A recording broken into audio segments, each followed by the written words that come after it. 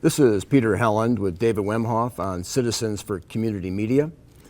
The title we're giving this is Synods and Evolution. And the scripture that becomes obvious with that title would be Genesis chapter 2. And the Lord God formed man of the dust of the ground and breathed into his nostrils the breath of life, and man became a living soul. And then verse 21. And the Lord God caused a deep sleep to fall upon Adam, and he slept, and he took one of his ribs and closed up the flesh instead thereof. And the rib which the Lord God had made from man made he a woman, and brought her unto the man. And we were going to call this show Synods and Doctrinal Warfare, but I've always been of the belief, especially Cardinal Ruffini, who was like one of the biggest teaching cardinals right before the Vatican II. I've read his books. He said it's of the essence of the faith to believe this. To believe in the creation of man out of dust. Yes, that this actually happened. It's of the essence of the faith. And reading Pope Benedict in his writings, he argues that if you change the doctrine even at one little point, it has ramifications throughout all doctrine. And since this is of the essence of the faith, with Vatican II embracing radical notions of evolution, contradicting what Ruffini stood for, this creates a cognitive dissonance, which, like you would argue, is part of the doctrinal warfare strategy. Well, I'm going to take exception with you on Okay. Vatican II. Okay. You're saying. Well, I'm saying the spirit of Vatican II has taken things a certain direction. Okay, the spirit of Vatican II has, but the Vatican II documents have not. Okay. But what is very interesting, because we're going to talk about this synod, which is an ongoing process in the church now. Francis wants all the Catholics to go through this synodal process where we try to engage in the art of encounter, as he calls it. Instead of the art of the deal, the art of encounter, Okay. with each other, see what they're thinking and feeling, which sounds bogus to me. But anyways, so Vatican II's documents are totally ignored for the most part by the bishops, by the cardinals, even by the Pope in this whole synodal approach. There are a few small references to Lumen Gentium, but in large measure, they go to the scriptures. But that scripture that you just read, they don't talk about that one. I wonder why, because that's according to Cardinal Ruffini, the leading teacher at that time, thought this was of the essence of the faith. And in fact, marriage, everything is grounded off these scriptures. So how could you ignore them?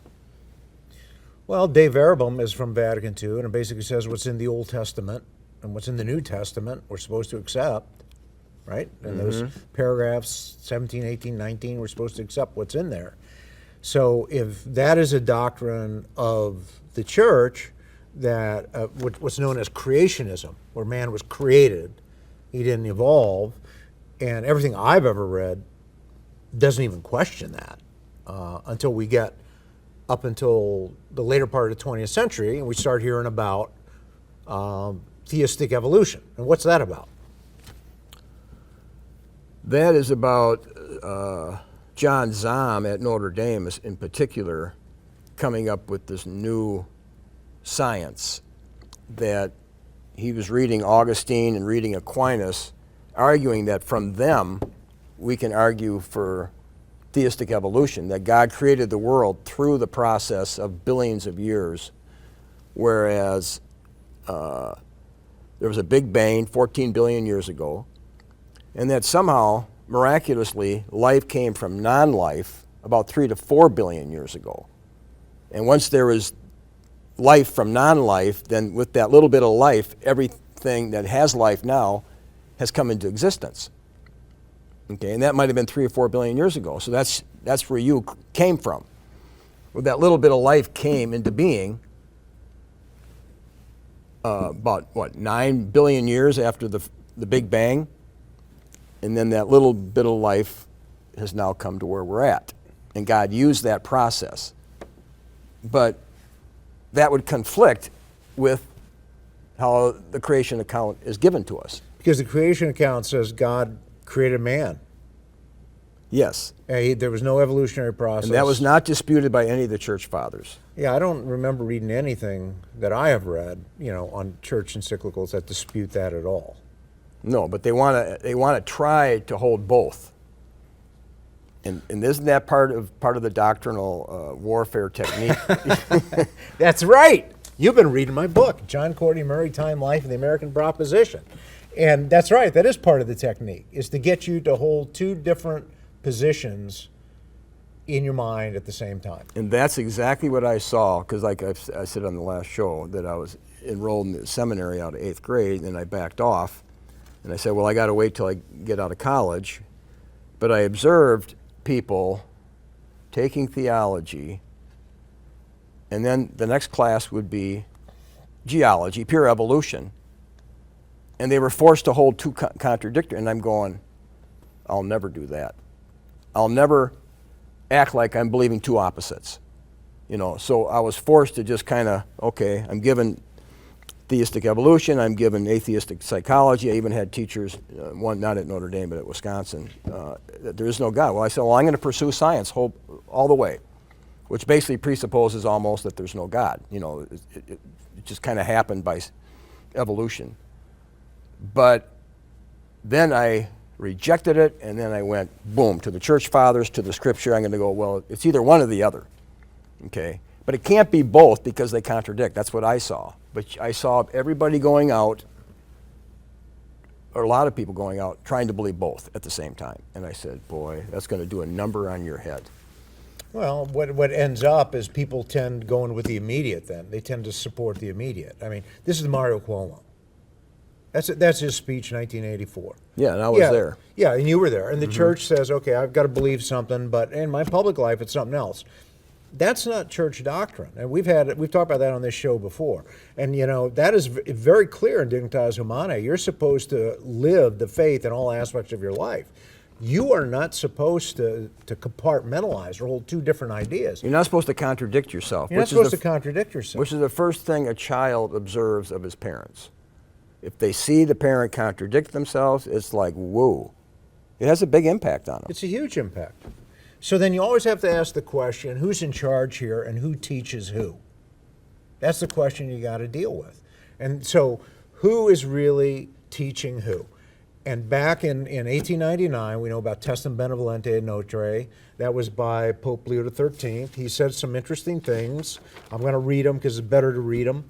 And he said, the underlying principle of these new opinions of Americanism, which is a heresy, is that in order to more easily attract those who differ from her, the church should shape her teachings more in accord with the spirit of the age and relax some of the ancient severity and make some concessions to new opinions. This is important because last week a letter was issued by about 75 Catholic bishops and archbishops and cardinals from around the world, to include Bishop Kevin Rhodes from this diocese. He signed on to it, basically saying to the German bishops, saying, hey, you know what? You're kind of giving into the zeitgeist by your approach to normalize same-sex marriage, women priests, and other things that are not in Catholic doctrine. No, just 1899, John Zahm wrote his book, 1894, I believe, and then the church immediately condemned it and was about to put it on the forbidden book list, condemned book, but Zahm was like the spearhead of the Americanist movement, so you had a lot of Americans persuading the church, well, don't condemn that book, because that'll really, okay. So he got a reprieve, and then that book came back. Yes, with a real vengeance. right, but that really put the issue of Americanism right in the Vatican's face. Yeah. See, so I'm not surprised then that he had to come out with a statement in 1899 because he was really dealing with a full blow of Americanism. Yeah, he was. And basically, Americanism says that the church teaches America. It's not the other way around. We teach you, which means that you got to do what we say in everything you do. That's the simple of it. I'm not going to sit here and say you're invited to do what we say. No, you got to do what we say because we got the truth, and it is the truth, and it's good for you, and it's good for the people, and it's good all the way around. What else that Leo XIII said is, we cannot consider as altogether blameless the silence which purposely leads to the omission or neglect of some of the principles of Christian doctrine, for all the principles come from the same author and master. Let it be far from anyone's mind to suppress for any reason any doctrine that has been handed down. This goes to what you're talking about. This goes to what we're about evolution. This goes to what we're talking about with the German Synod, where they're saying this synodality of the Germans, where they're saying, we're going to get rid of this idea that marriage can only be between a man and a woman. We're going to bless same-sex unions. We're going to allow women priests. And that throws out Catholic doctrine, and as the priests, as the bishops and prelates in the letter from last week said, this is going with the zeitgeist, with the spirit of the age, and this is wrong. So how could it come to that point? I'm going to offer you my point here real quick. How did it get to that point? Well, in May of 2021, Archbishop Aquila of Denver wrote a very lengthy letter called A Response to Forum 1 of the German Catholic Synodal Path, an open letter to the Catholic bishops of the world. And what he said in here is, he was talking about the German documents for their synod, which is going to go against Catholic doctrine. He wrote, quote, "The Church, in the Assembly's view," that's the German Bishops' Assembly's view, "seems to be equally beholden to both," quote, "the demands of the gospel and the standards of a pluralistic, open society in a democratic, constitutional state," end of quote. Boom. That's doctrinal warfare. Right, which if you read, even, I hate to criticize the catechism, but it seems to indicate, well, we're both, you can choose whatever you want. You can choose evolution or you can choose creation. We're open to both, and you kind of decide. Well, Well, the problem with the catechism, and I think we've talked about it before, is that there's a lot of good stuff in it. That's not the problem. But it's the way it's written, is you can read things into it. It's written in a certain style. And it's very interesting because Archbishop Aquila and the Catholic prelates, to include Bishop Rhodes in their letter of April the 11th, don't even mention the Catholic Catechism. That's really an amazing thing. so it's not their main reference point. Their main reference point goes back to Scripture, and like I said, Gaudium et Spes, Lumen Gentium, from one time after another.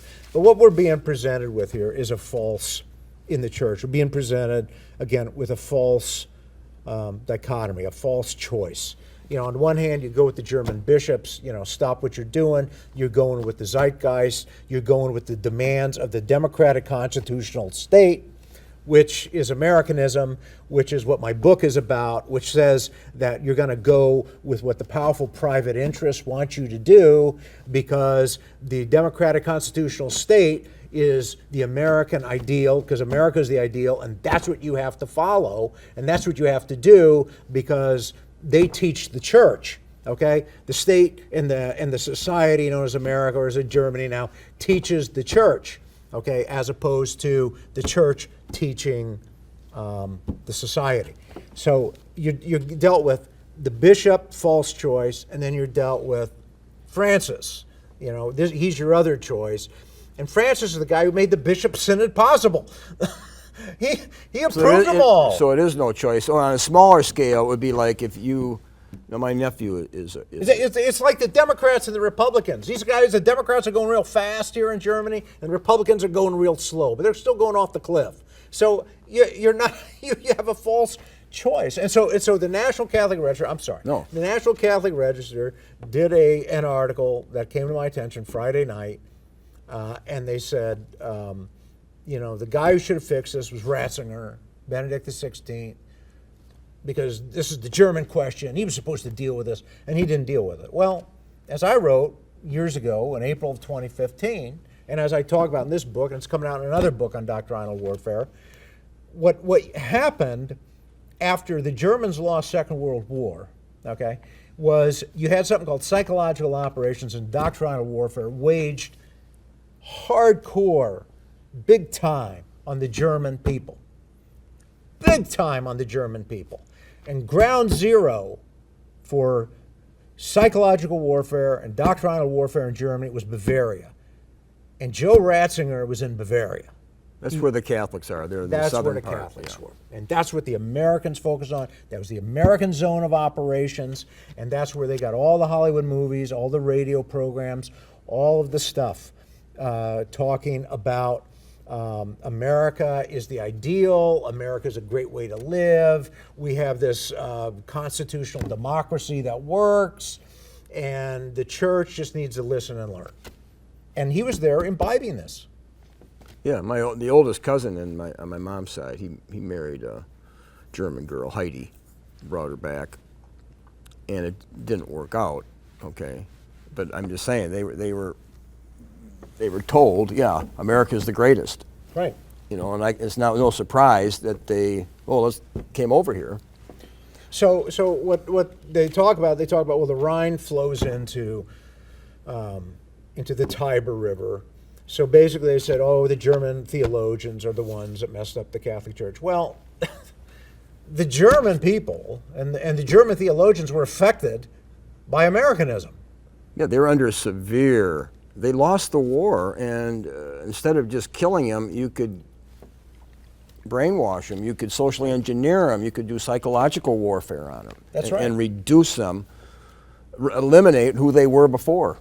Eliminate who they were before. Then they're going to become receptive to this system of social organization that we have in America, which is basically where the powerful private interests rule. And I've said this before many times, is the First Amendment is the heart of that system of organization because it weakens the church, it weakens the government,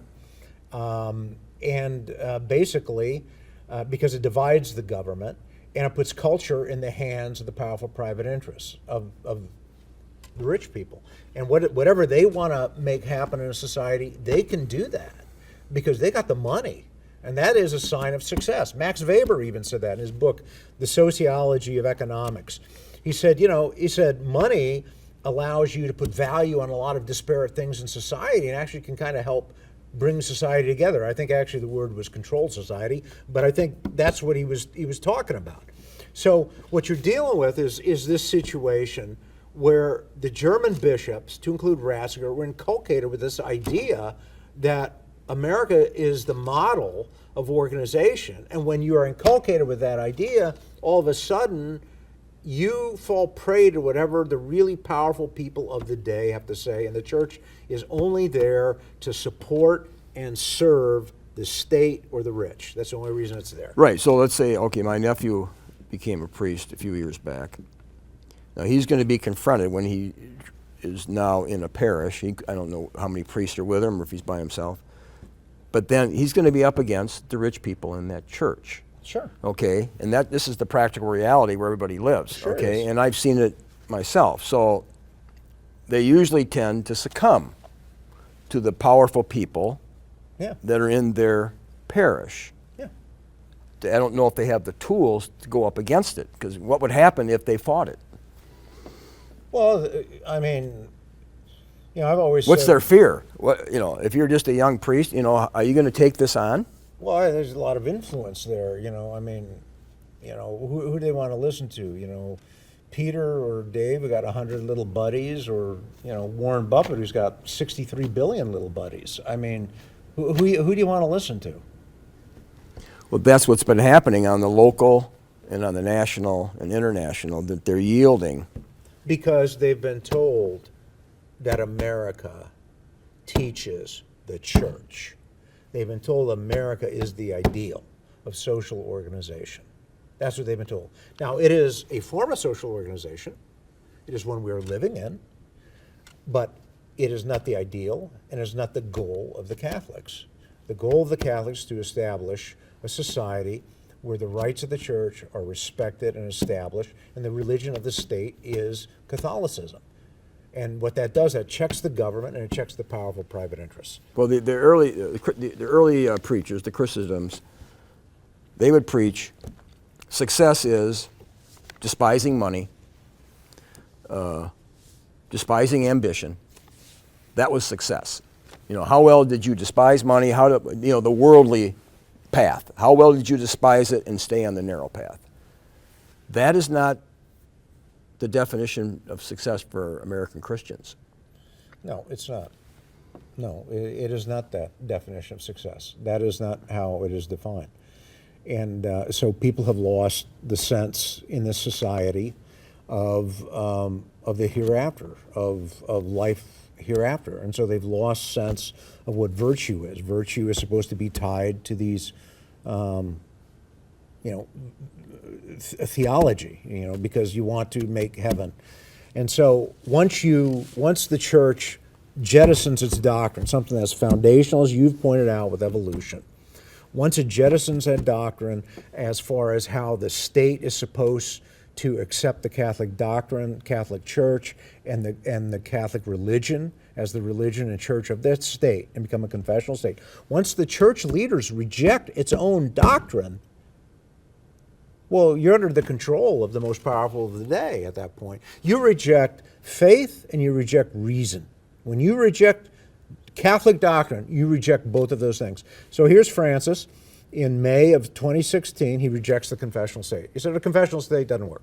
He told that to Lacroix, the magazine. He said it doesn't work. It's not going to happen. Not going to work. Secular state is what we want. That's what works. Okay. And we can parse words all day long, but the reality is he rejected the confessional state. He knows about the confessional state. So then a few years later, he's at Nagasaki and Hiroshima, and he rejects the idea of war. You can't have war. There's no such thing as war. No such thing as just war. He repeated that again during this recent Ukraine conflict. He repeated the same thing. He said to Zelensky, he said, war is bad, war is terrible. Keep fighting. What? Wait, you just said war's bad, war's terrible, and now, you're saying this? So then what he's saying, then Zelensky shouldn't fight. The Ukrainians shouldn't fight, right? So he's thrown out the just war doctrine, okay? He threw out the doctrine of permissible means of military conflict, permissible goals of military conflict. That was his talk at Hiroshima and Nagasaki. I wrote a paper on permissible goals of military conflict, permissible means. I did it in the context of a book written by a priest over at Notre Dame by the name of Wilson Miss Campbell, who's I think still over there in the history department. He wrote it about the atomic bomb. Of course, he's a Catholic priest. He's arguing that the dropping of an atomic bomb on 2 Japanese cities, was morally okay. Which was odd because, the American generals and admirals at the time didn't agree with him. And I know you've talked about this, but they said just drop it on the Japanese troops or just make peace because we got them confined to their homeland. So what you got is you got war aims. You can have excessive war aims, which are immoral, which I argue was a good part of World War II. We had excessive war aims, at least as to Japan, and that's immoral. But you also have immoral means of fighting a war. You can't carpet bomb cities. Father Connell, who was discussed in my 2-volume work, was the Catholic theologian of America. He was the guy who a very brave man. In 1945, he said what the Americans did and what the British did in Europe in bombing Dresden and Leipzig and all the German cities was morally wrong. It was morally indefensible. It was a mortal sin. That's what he said. It's amazing. The church would stand up, to the U.S. government. It still had some power then, but nowadays it doesn't. Anyways, you throw away Catholic doctrine, you throw away reason, you throw away faith, you throw away the Catholic catechism. You got nothing. You're just going to go with the emotions of the day. I don't think people were checking anything because Sheridan went to Europe after the Civil War, and they were just as appalled. They were saying that was immoral what you guys did. It was fighting horrible. the South. So it was immoral, but it was never checked. We kept going that direction. So what we did in the World War II, I don't think it flustered too many people. I don't think it does either. I think a lot of people think that the ends justify the means, and so somebody tells us that Hitler and Tojo are evil. Somebody tells us that Putin is evil. So, everything's on the table. We can do whatever we want to do. Well, once you throw out, it's wrong. Once you throw out Catholic doctrine especially just war. You don't do any analysis. How many, Catholic scholars and writers and chatterers and professors do you think are talking about just war these days? I haven't seen a one. And I'm watching a lot of them, and all they're doing is they're coming out in favor of Ukraine. Or the mainstream narrative, like George Weigel, he comes out in support of the mainstream narrative. That Putin is a crazy, bad, evil man, and this is a terrible war, and he's committing. Not even the Pentagon can confirm some of these stories, and so that's Weigel. The other Catholic chatter is Pat Buchanan, this idiot, useful idiot who's always got this look on his face like he doesn't have any answers, and he's just got this big look on it. And he writes the most ridiculous articles that mean nothing. But this is what you got. This is what you got leading the Catholics in this society. And then the Pope jumps in and kisses the flag of Bucha and condemns and rails against the massacre there against Putin and the Russians. And the Pentagon can't even confirm what happened in Bucha. And there are now conflicting stories about what happened in Bucha. This might get you knocked off of YouTube if you put it up on YouTube. But now there are conflicting stories of what happened there. And now there's evidence showing that maybe some of these killings were political enemies of Zelensky. So we don't know. You think they're lazy? They don't want to do their homework? I think and have to really apply just war theory and take work on their behalf? I think that's part of it. I think another part of it is they're the intellectuals, the opinion makers, the leaders, like the Pope, like Francis. I don't want to call him the Pope. Francis, like Francis. These guys are the leaders, okay? And they better toe a certain line, or there are going to be repercussions against them. They're being watched all the time. Okay, and they better toe a line. They better repeat the mantra that comes out of Hollywood and New York. So you throw away doctrine. Not only do you throw away faith and reason, you throw away courage. You're going to be under somebody else's control. Well, that's what Vigano was saying. You cited Vigano a lot, and he was saying we've lost what Rome had in the first couple centuries, where they had the courage to speak the truth, even if it risked martyrdom. Right. We're not raising up people that have that courage to risk that. Oh, no, I don't think many people have the courage to do that, to speak the truth. You think because a part of Americanism is this notion of that life's meaning is the pursuit of happiness? Yeah, I do. Yeah, Americanism says we can all get along. I mean, it's a commercial mindset, and America is based on commerce, and so it's a commercial mindset. We can all get along. This is how you get along.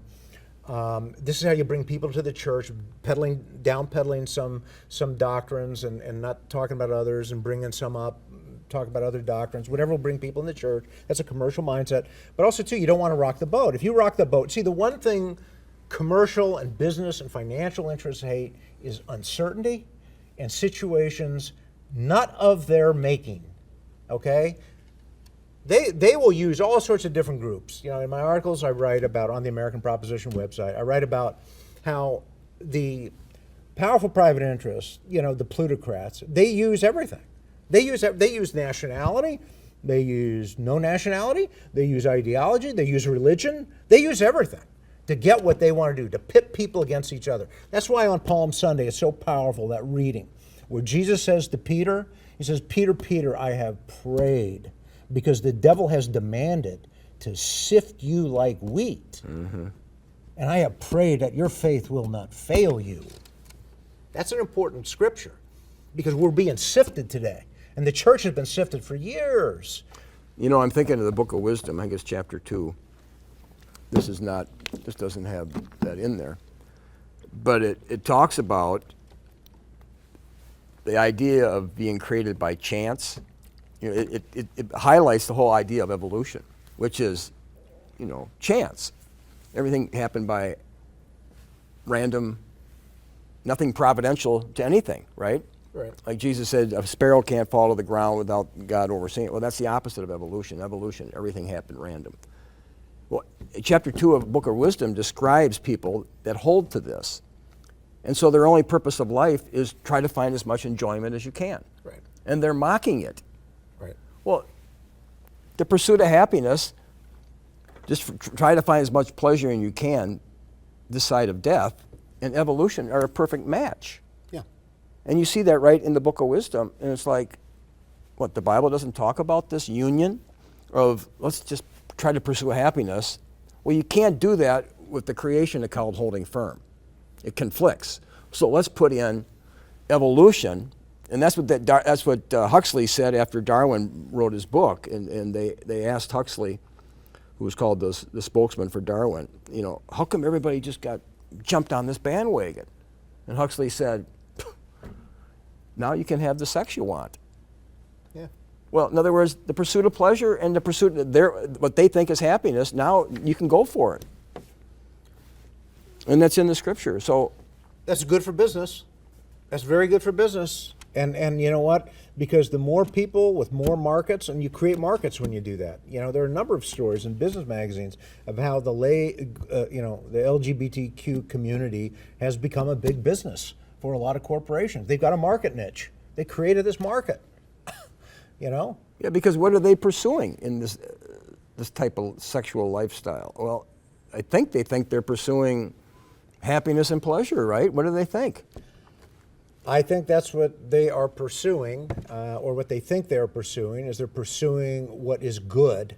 And the church has stopped saying anything about that. The church, since the time at least of John Courtney Murray, has basically said to everything that goes on, unless you're disapproved by the plutocrats, basically sanctified everything that's going on. They basically sanctified it. They said, okay, well, the American system is good, and you may be LGBTQ, but be chaste, and we welcome you.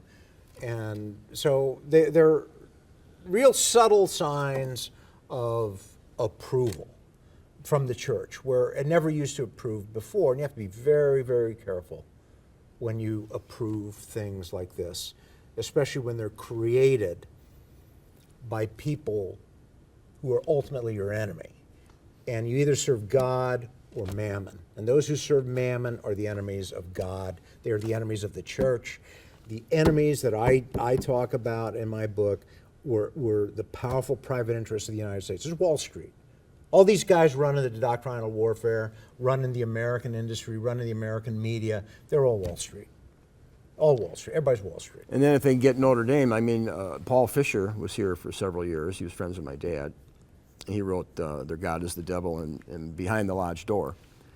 But he was so upset at Monk Malloy for writing that book promoting homosexuality in some subtle ways. You remember that issue? I do remember that, and a lot of people thought that they were very disappointed with Monk Malloy, and a lot of people saw the significance of that for what you're going to talk about here, which is that Monk Malloy was pushing homosexuality.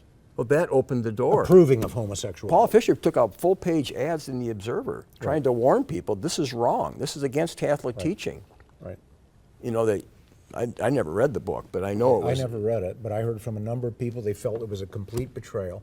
And so it was once again an example of the church approving something it should not. And then that opened the door, and look where we're at. And the other day, I think it was Palm Sunday, or maybe it was Easter Sunday, maybe it was Palm Sunday, in the Vatican, Francis was giving his talk, his homily, and he was talking peace, peace, peace, peace, peace, which means, absence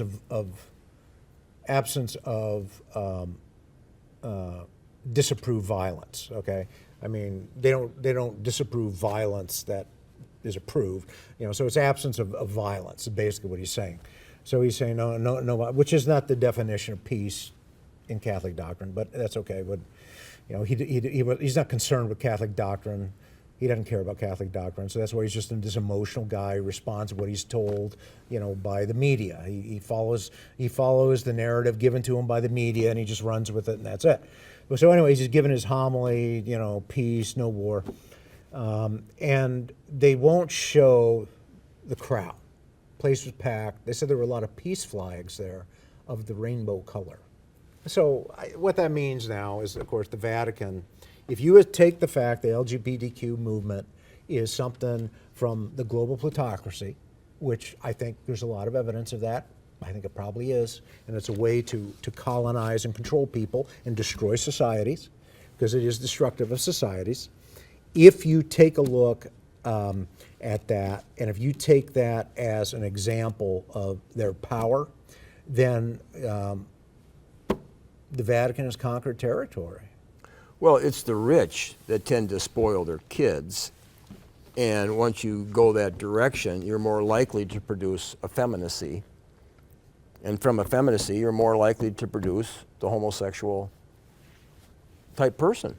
Well, then you run into the whole issue of 58 gender identities, which is total confusion in society, total atomization of society. Nobody can come together on anything. Nobody can come together on anything. And so then what you got, what is religion? Religion becomes the modernism that Pope St. Pius X talked about. Religion becomes this vital immanence. You got to look inward. And you look at the language about this synod that come from Francis, and that language is modernist language. No, Pope Pius X. You have to have encountered with Jesus. What is that, in here? I got encounter. Pope Pius X was when? 1900? He was 1903 to 1914. Okay. And the church up there in Granger is... It's named after Pope St. Pius X. That's right. And is the church consistent to what he was emphasizing? Well, they got a nice statue of him. And they've also got some nice art that's up there, which is symbolic, and it's very interesting. They've got a little wolf painted up there that they call the Wolf of Modernism, which is important because modernism basically says religion is a personal thing, you know, so you find your happiness personally. It's the vital immanence, you know, it's all right in here. So I'm going to encounter Jesus. That's all these prelates talk about. It's all Francis talk about. I want to encounter Jesus. I don't know, you know, what does that mean? I don't know what that means. Well, John said, by this we know that we know him if we keep his commandments. Thank you. Now, there's at least 10. No, but then he there's a doesn't say, by catechism. this we know that we know him when you feel Jesus inside. He Because doesn't say that. And that's I'm not what- against feeling those feelings, but they aren't the determiner if you know him. It says, by this we know that we know him because we keep his commandments. It wasn't said lightly. No, and that's what he says in the Gospel of John. He says, you know, you keep my commandments if you love me. And that's what the whole catechism is, this whole bit of faith and reason that has come over the centuries for us to follow. You want to encounter Jesus, folks? Read the Catholic Catechism. That's how you encounter Jesus, okay? That's where you see his commandments and you get to know him. And I would say, let the words of Christ richly dwell within you, like Paul said. Well, you can, you know, you got to be careful. And this is probably where you and I have some disagreement. You got to be careful because all those words in there have got different meanings and different interpretations. Well, yeah, and you've got to make sure you're doing the right interpretation. True, but you have to first know the words, and then how can you? I won't disagree with that. That's my point. I is won't that, disagree with that. Number one, let the words of Christ richly dwell within you. Now you seek wisdom on how are those words to be interpreted. But how can you interpret something you don't even know? I don't disagree. You got to read the words. You got to read the Gospels. I totally agree with that. But it doesn't stop there. No scriptures of any private interpretation, St. Peter said. So, Well, this is what I'm getting from the Pope, from Francis, I'm sorry. Yeah, so I would say, well, how did St. Augustine, how did St. Chrysostom, how did St. Jerome, name all the saints, all the great theologians of the past. I would pick Dabney, how did they interpret what Christ said? And then I would go, well, let me participate in that. Let me participate in that discussion. See, we'll disagree. Dabney he wasn't a Catholic. So, I mean, I think you have to look at the doctors of the church and the councils. And I think you have to, you know, go from there. And you have to look at credible other theologians to a lesser degree. There's a whole hierarchy of truths. You know, there's dogma all the way down to, you know, stuff you should believe in and just shut up about unless somebody comes up with a better idea, you know. So there's a whole series of things. But what is to be interpreted after you know the words of Christ, after they are richly dwelling within you? Now you meditate on them, and you can't trust your own understanding, okay? So you're meditating on them. Now you have to go, how did other great men of God understand these statements of Christ? You need the discipline of the church to understand it. Now, the discipline of the church is, for all intents and purposes, mostly gone. I mean, you can believe whatever you want now in the Catholic Church, really, as long as you write a check every Sunday. I guess you can pretty much believe whatever you want, which is too bad. But the beauty of the church is that it is created by Christ. We're starting to see some stirrings of this thing trying to come back to life. Some of the prelates are speaking out against what other prelates are doing, which is good. That's good. And we're starting to see people understand that this hermeneutic of continuity, this hermeneutic of discontinuity, is basically a matter of the heart. I mean, if you want to see continuity, that's a matter of the heart. If you want to see discontinuity, that's a matter of the heart too. You want to say that's a break, that's a break. Well, then you've decided to say, like a lot of people say, Vatican II is illegitimate, Vatican II is not the Catholic faith. Well, they don't know the Catholic faith, and they don't want to see a continuity. They don't want to try to see the continuity or try to understand it. They just want to jettison it. By doing that, they divide the church.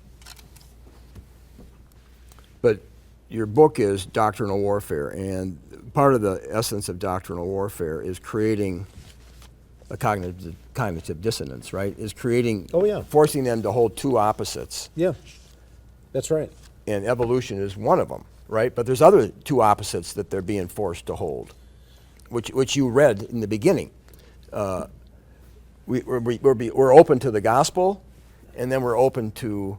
Right. What do you say? The demands of the gospel and the standards of a pluralistic, open society and a democratic constitutional state. That's how is that very hard to do? Why is that? That's impossible, because the demands of a democratic constitutional state come from the powerful private interest. Yeah, but the people would argue, just like I've had it all the time. I'd say, well, you can't hold to this notion of evolution as generally understood, and then say you believe what I just read, that God created that. Oh, no, it's no problem to them. I don't see any conflict. And that's what they're going to say. Yeah. They're going to say, Dave, I don't see a conflict. And then you're going, is the problem with me? And No, so they push it, and they put it back on you. Well, yeah, they do that. That is correct. They do that a lot. But if you took a course in logic, at least before World War II, you could deal with this. yeah, because a course in logic would say, yeah, Dave, you're right. Those are two opposites. You can't logically hold those two positions. You got to choose this day which one you're going to serve. That's right, and that's what people should learn. They should be taught logic. They should be taught the articles of the faith, and they should be taught how things have been defined by the church through the ages. I mean. Well, I think that's why Elijah... Otherwise, it's just emotion. I'm sorry. Otherwise, it's just emotion, and that's all you got. It's just emotion. It's just feel-good emotion. It's all you got. I think Elijah said, choose ye this day whom you shall serve. Are you going to serve Baal? Or are you going to serve Jehovah? Yeah. And these contradictions causing cognitive dissonance, where they're contradicting it, they have to be called out, which is what you just did. You called out that. And you say, hold it here. You can't be beholden to both of those. Right. But somehow they feel comfortable being beholden to both of those, but they're taking orders from the rich, is what you're saying. Yeah, because in our society, the powerful private interests control. I've said this numerous times. They control. The system is set up for them to control it. They've got the money, they've got the opportunity, they've got the means. Kevin Phillips in Wealth and Democracy, it's a book now, it's been forgotten. It was written about 20 years ago. It's a brilliant book. He talks about how the powerful private interests really control the U.S. government through 240 years, how they were able to manipulate it and work it. It's an incredible book. Everyone should read that, because that is what this system was ultimately based on. And I'm working on some things now where, there are different stages here in how we got to this point here in America, because there is an American people, okay? There is an American people, and the natural order demands certain things to keep that people alive. That people is under attack by this ideology that has been weaponized, and that ideology is this ideology of liberalism. It's been weaponized. Now we're being replaced by an ideology of totalitarianism. But this is where liberalism goes. It goes from liberalism to totalitarianism. The church stands back and just simply approves everything. That's why when it gave ground, when the leadership of the Catholic Church, let me be very clear, the Catholic doctrine has never changed. It has never changed, okay? But the leadership of the Catholic Church has decided to go with the powers and principalities of the day. But it's a core doctrine of the Catholic doctrine that the doctrine can't change. It's a core belief. That's right. That's what Bossuet. And that's what Leo XIII said. Yeah, and Bossuet from the 17th century, Bishop Bossuet from France. I remember reading. That was what he always said. He said, "There's nothing new. If somebody brings something new, you know it's That's wrong." right. That's right. That gave a lot of stability to the culture. Well, sure it did. But American is addicted to innovation, so we don't want to hear that. It's addicted to innovation and novelty, which Leo XIII talked about. And the reason that happens is because that's the creation of markets, that's the creation of interests, and creation of a lot of money and power. Okay. At the same time, it serves to keep people divided, off balance, and it keeps them confused and this cognitive dissonance, so they can be controlled. And they say, "Oh, our life is rich and it's got a lot of things." Yeah, but it's hard to get people to agree on things, and that in itself can be very isolating and very harmful to people. I mean, some people do agree. Some people are able to find enclaves in this society where there are groups of them that think alike and they have a similar society and they do well, but they have a semi-permeable membrane where they filter out the outside society. They're able to just simply focus on what's important. They look after themselves. They look at the local, as you have repeatedly spoken of the importance of, but they look at the local, and that's what they do. So last night I was on one of the news stations. I don't know. I think it was Newsmax, and they were talking to a rabbi and a Father Pavone, who's a priest for life. And Father Pavone starts out, and they're talking about the LGBTQ movement, and the rabbi and Father Pavone are on the same side, and they're talking about this. And Father Pavone says, "Well, in our culture," well, no, Father, it's not our culture. It's their culture, meaning the culture of the powerful private interests. Okay, the culture of the powerful private interests, the media, the plutocracy. It's their culture. We have to swim in it. Okay, and it's hurting a lot of people. Okay? We're pilgrims and strangers. That's the Christian identity. Right. This is not necessarily our world. No, but we're supposed to build a society by which virtue is encouraged and strengthened. And that means that you have a society where the Catholic religion is established. Oh, you're going to have your own religion, sure.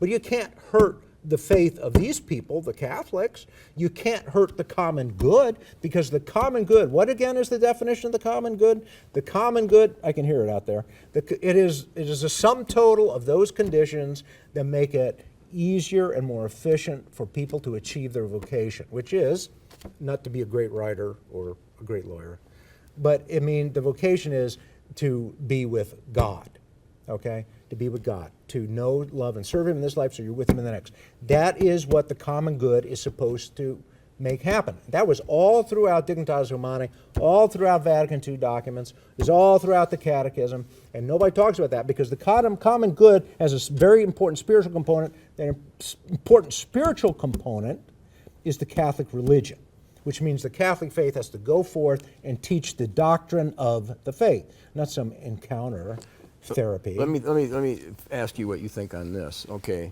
so Notre Dame is about 78,000 a year now, and the ultimate goal is to get a PhD within that system, right? But PhDs are notorious for being pressured to come up with something innovative, something new. Right. Okay. That's right. Which it should be almost the opposite if you're in theology. No, you are to defend the old. You're to defend what's gone before you. Well, that's not the pressure that's on them. They're pressured to innovate, come up with a new idea, a new thought, right, which is counter to the Christian faith, or it can be. Well, it certainly can be, especially in philosophy and theology. There's no doubt about that. And so we saw after the Protestant Reformation or Revolution, we saw everybody just kind of running down that road in theology, and that's disastrous. And we know you can have innovations of technology and things like that. We understand that, That's good to a point, but technology, like money, has to serve man, not the other way around. But theology is unique. Theology is unique, and that's why it has to be controlled, and the doctrine has to be kept pure and strong. Right. So you're doing just the opposite. You're stopping innovation to a degree. Novelty and innovation in doctrine is very bad. That's why Pius X came up with the oath against modernism, and I'm sure everyone knows this by heart. But here's some of the key things which go directly to what you're talking about. This is from Pope St. Pius X. Fourthly, I sincerely hold that the doctrine of faith was handed down to us from the apostles through the Orthodox Fathers in exactly the same meaning and always in the same purport. Therefore, I entirely reject the heretical misrepresentation that dogmas evolve and change from one meaning to another different from the one the Church held previously. Fifthly, I hold that certainty and sincerely confess that faith is not a blind sentiment of religion, welling up from the depths of the subconscious, which is the vital immanence, which is your feelings, under the impulse of the heart and the motion of a will trained to morality. But faith is a genuine assent of the intellect to truth, received by hearing from an external source. A well-educated Christian assumes a dual personality. I also condemn and reject, and everybody's supposed to say this every day. Really? Well, I'm making that requirement on everyone. So I'm going to start saying it every day. But you go to St. Pius X. I go to St. Church. Pius X, so I'm going to start bringing this. I'm going to say it before every Mass. I also condemn and reject the opinion of those who say that a well-educated Christian assumes a dual personality, that of a believer and at the same time of a historian. As it permissible for a historian to hold things that contradict the faith of the believer or to establish premises which, provided there be no direct denial of dogmas, would lead to the conclusion that dogmas are either false or doubtful. This is the oath against modernism, which we are all supposed to say, especially clergy, pastors, confessors, preachers, religious superiors, and professors in philosophical, theological seminaries. Doesn't hurt for the layman to say No, it either. and I've read that Catholic cardinals have said, or you could have to say suggested, that the core heresy at modernism was evolution. I don't disagree. That's so fundamental. If you don't have it, as we've talked before, if Adam was a monkey, or if he didn't exist, we don't need Jesus. No, and I just came across that phrase. I was reading a comment on some site. I'll be a monkey's uncle. There's a story behind that. Yeah, it came out of the Scopes trial, and it was said by creationists to just mock this idea that we evolved, because back then it was illegal to be teaching evolution. Right. And now it's illegal to teach creationism. I mean, is that a revolution? It's happening in our lifetimes. It's amazing. Yeah. 1925, it was illegal to teach it, and then boom, the media, basically it was a media blitz, because they won the case.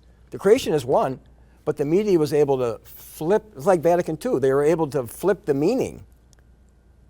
And so now it's illegal to teach creationism, which is bizarre. So I just got to make a final point, and I know you got things to say. Look, so you got to have the doctrine straight. The Catholics have got to have the doctrine. The leadership has got to hold to the doctrine. If you don't have the doctrine, you reject faith and reason and everything else, and continuity with everybody. You're done. You're finished. Okay, you're going to be subject to the powerful private interest, the whims of the day. You're done. You got to hold to the doctrine. You're going to suffer for it. It's going to be hard. Okay. It's important because what we're also seeing in the Ukraine with Russia and what I think is a war, we're in World War V, a war, the West versus Russia and China. And this has been building for a long time. You can read this on the American Proposition site. I wrote an article. It's up there. I think that a magazine elsewhere overseas wants to run that article in their magazine. So that's going to be out there. But we're going into this war, this world war, with these two major revisionist societies, according to the American strategic planners.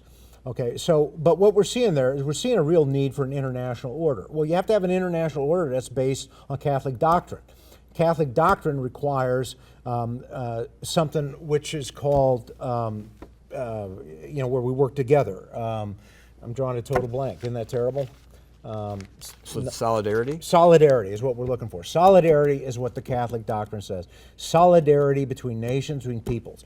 What it says is that nations have got to work together. For what? For two reasons. Materially, okay, to make sure that the goods of the earth are dispersed so everybody can enjoy them, and also to spiritually, which means that the Catholic faith has got to be advanced. Why? For the common good of all nations. Okay, once again, that phrase, common good of all nations. Okay, so this is where we have to go. More than ever, this is what is needed. You can't get there with a guy like Francis at the helm and with the false choice that we have right now in the church. You can't get there.